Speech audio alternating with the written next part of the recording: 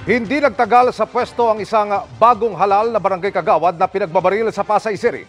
May naaresto ng suspect pero may isa pang nakatakas. Nakatutok si Dano Tingkungko. Huminto sa labas ng Barangay Hall ng Barangay 37 Pasay City alas 5:30 kahapon ang magkaangkas na ito sa motorsiklo. Sa hiwalay na kuha ng CCTV sa loob ng barangay, kita namang may kausap noon ang pakay pala nilang si Lina Camacho, ang outgoing treasurer ng Barangay 37 at bagong halal na kagawad. Ilang saglit pa, bigla na lang tumumba mula sa kanyang kinauupuan ng kagawad. Binaril na pala siya ng angkas ng motorsiklo mula sa glass door ng Barangay Hall. Ayon sa Pasay City Police na itakbo pa si Camacho sa ospital pero binawian din ng buhay bandang alas 8 kagabi. Pinaputukan siya ng 2 beses. According sa ating SOCO, isa lang yung tumama. So, sa likod, tumago sa leeg. Yung pangalawang bala na ipinutok ay tumama dun sa railings ng glass door. Nahuli ng Pasay Police ang rider nitong si Vladimir Katubay pero nakatakas ang angkas na gunman. Naka-hot pursuit ngayon ang pulisya sa kanya. Tumangging magbigay ng komento ang rider na nahaharap sa reklamong murder pero may mensahe siya sa pamilya ng biktima. No comment po, sir. Hindi po sa pamilya, pasensya po. Bangag po yung tao. Kagabi, we cannot really talk to him properly. At kitang-kita po sa mukha niya, sa mata niya, yung very reddish. Nantay namin na himasmasan.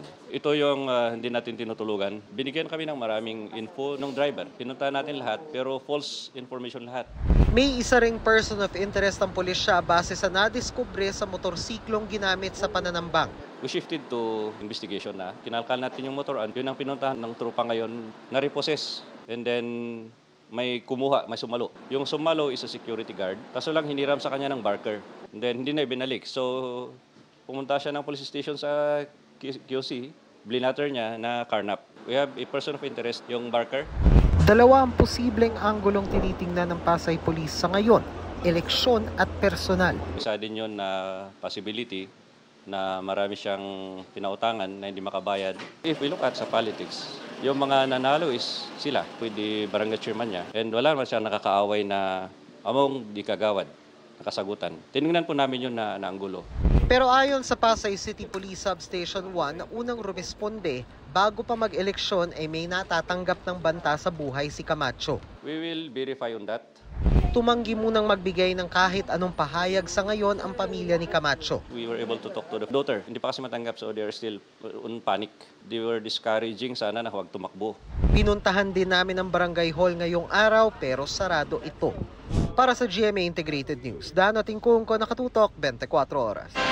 Mga kapuso, samahan nyo kaming tumutok 24 oras. Bisitahin at mag-subscribe sa GMA Integrated News sa YouTube. Sa mga kapuso abroad, bisitahin ang GMA Pinoy TV at www.gmanews.tv.